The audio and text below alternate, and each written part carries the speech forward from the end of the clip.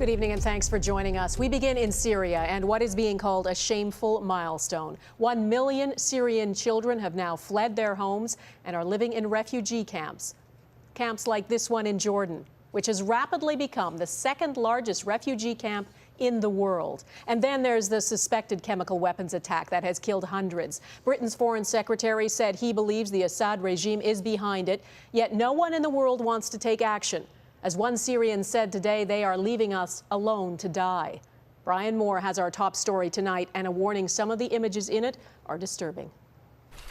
The body count could be in the hundreds, or it could be over 1,000.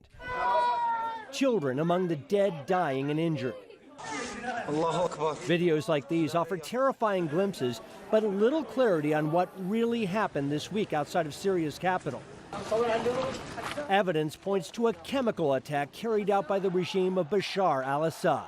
The only possible explanation of what we've been able to see is that it was a chemical attack. The British government believes what happened in Syria is clear, and so does Canada. The evidence is increasingly building up, and it's overwhelming. The Harper government wants action, but won't go it alone. We were troubled that the Security Council continues to be unable to take decisive action. We are right now gathering information about this particular event. President Obama, who declared chemical weapons a red line Syria could not cross, today is casting doubt on what the United States can and will do.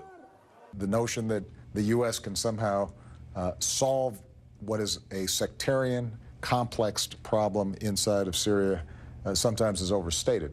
UN inspectors have been in Damascus since Sunday, but the Syrian government refuses to let them near the site despite the prodding of Russia.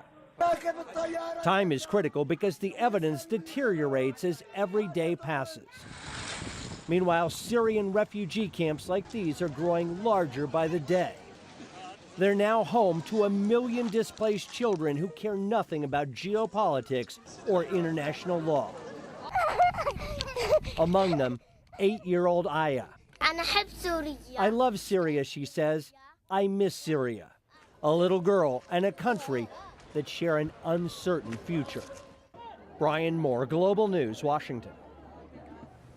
And with me now from London is Hamish de Bretton-Gordon. He is former commander of the UK's Biological and Chemical Counter-Terrorism Regiment.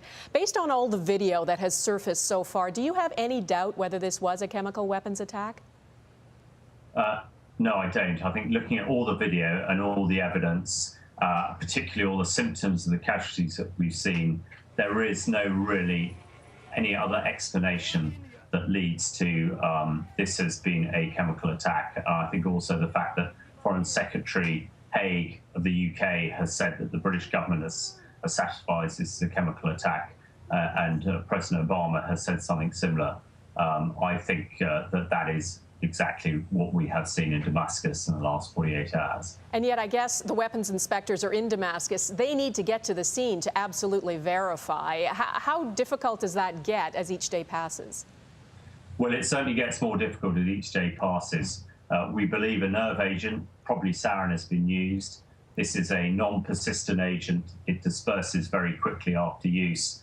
And each hour and day that the inspectors don't get in is going to make it much more difficult for them to collect that evidence that the international community are requiring in order to move forward. Now, we know that hundreds of people have died, but we also know that there are many others who are alive and suffering. Is there an antidote for them, and is there a limited medical window to get them that? There's certainly an antidote. It's atropine. This is generally given very shortly after people have been exposed to nerve agents. I know that it's in very short supply in Damascus, which is why I think we've seen so many casualties. Those who have a lesser dosage, there will be the opportunity to provide them support. But that, again, that medical support is in very short supply. And with these sort of things, the sooner that they can get a medical support, the better, and the better the chances of their survival in the long term. I know you're not a politician. You are an expert in chemical weapons and an observer in this case. But how do you think the world should react? Well, this is tremendously difficult. Some people say there are no military options. I can't quite believe that, but the military option is actually absolutely the worst possible case. Diplomacy has got to be allowed to run here. I personally think we should give the opposition as much practical support in providing them with protective equipment so that if there is a similar chemical attack in future, they are going to be able to survive it. And by doing that, it might well make it less likely that the regime would use chemicals in future. But in this case, diplomacy has got to be allowed to take its course, I think. All right, Hamish to Brett and Gordon, thank you.